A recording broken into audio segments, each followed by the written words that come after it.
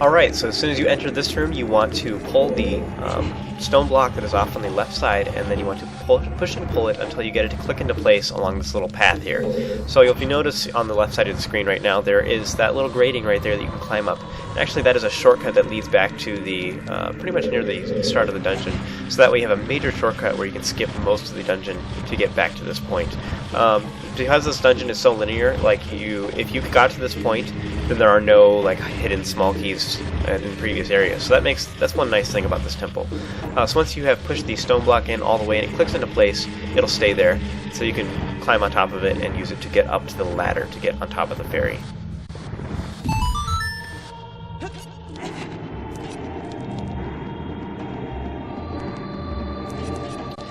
Now before we actually take the Shadow Ferry itself, turn to the left and you'll see that on top of this little platform the Navi flies over and turns green. So get on the edge of this ferry right here and then play the Scarecrow song to make Pierre appear up on top of that ledge. So you can use your long shot to Pierre, and then you can get on top of this platform where there is a gold Skulltula waiting for you. So shoot it and you can collect token number 85.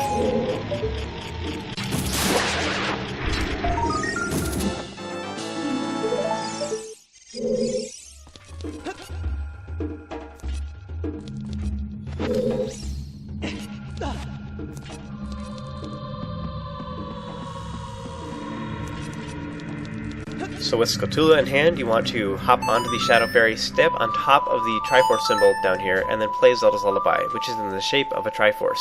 This will cause the Shadow Ferry's bells to start ringing, and it will then take you all the way through this river thing of smoke.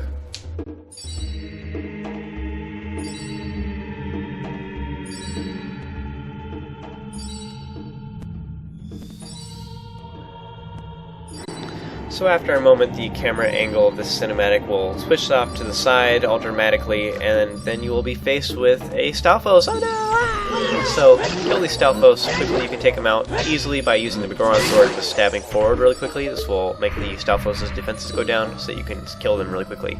So you should be able to kill them no problem. After a moment, a second one will appear. If you are Z-targeting one, then the other one will not attack you, so it should be pretty easy.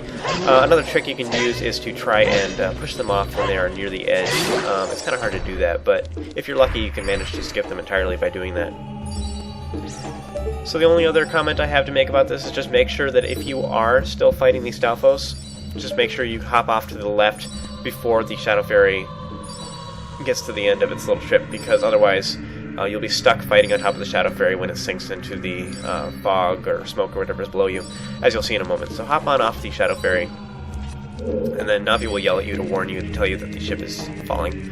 So in any case, once you're done with that, you want to head into the door off to the side, and then you should use Pharaoh's Wind to make a shortcut here, so that way you don't have to deal with getting on the Shadow Ferry again. You just are all done with that.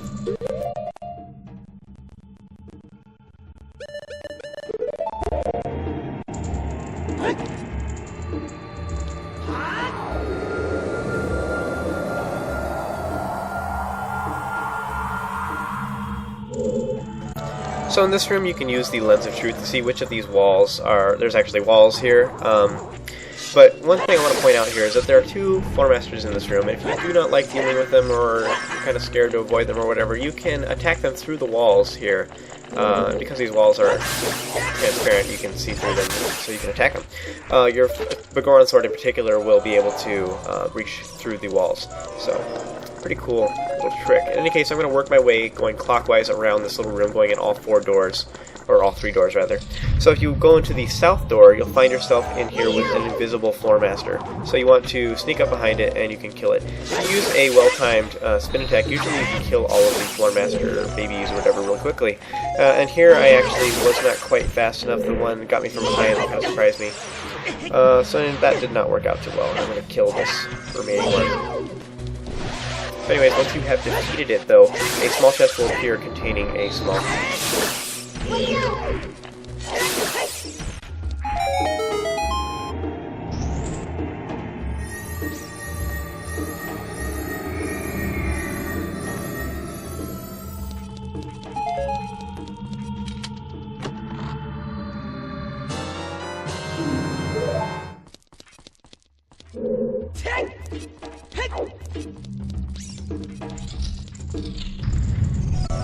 So here we're going to continually work our way clockwise around the room, just avoiding the Floormasters. There really is not a point to continually killing them. They give you a lot of rupees, but, you know, who needs rupees at this point? So continually head over and enter the west room, and in here there are some more of those spinning, flamey skull urns in here. And you can just use the bomb flower up top and kill them if you wish to get the goodies inside, but there's really nothing worthwhile. There's some rupees and some bombs, and blech. So get the Skulltula that is hiding behind them and collect token number 86, and that is all we have to do in this particular room.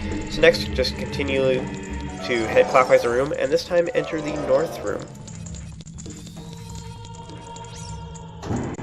So as soon as you enter this room, you will find you are surrounded by these spiky wooden walls of doom, and my suggestion is to panic! Ah! No, just kidding. You need to use Din's Fire, so equip that to one of your C buttons and then use it to burn up these wooden things. That's your clue that you can do that, so that they're made of wood. And so this will actually momentarily burn the Redeads as well, and I think that doesn't actually do damage to them, but if you attack them while they're on fire, then they like die. So anyway, it's kind of cool. So kill them real quickly, and then you can open the large colorful chest to get the boss key.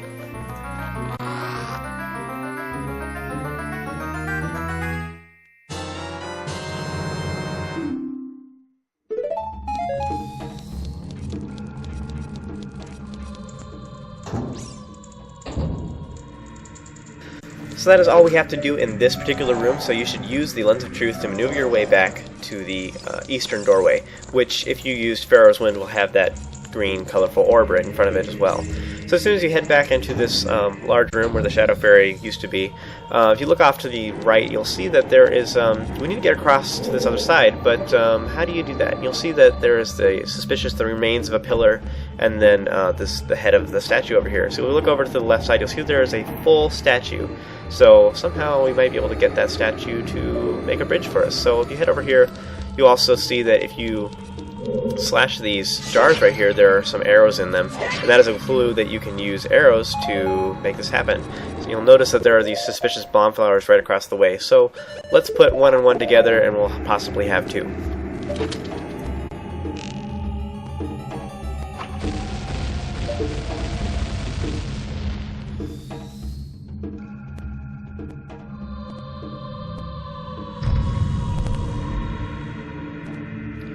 Dang, I wish I could do that. In any case, now you can get on top of this bat bridge, I guess. It's kind of cool. You can get on top of the wings, whatever. Just make sure that when you're exploring, you don't fall into the fog or whatever below, because you don't have to start the room all over again. In any case, you want to head over to this side, and if you are low on health at all, you need some health, then you should play the Song of Time to this area where Navi turns green. This will make a time block up here so that you can climb up on top of this platform and get some recovery hearts.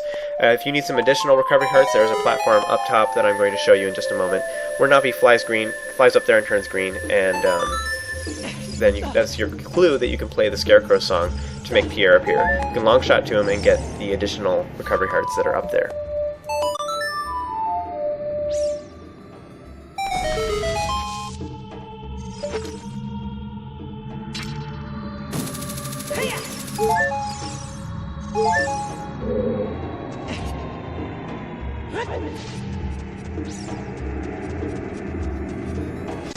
So that is it for this room, and you should have one small key at this point if you entered that little room off to the side.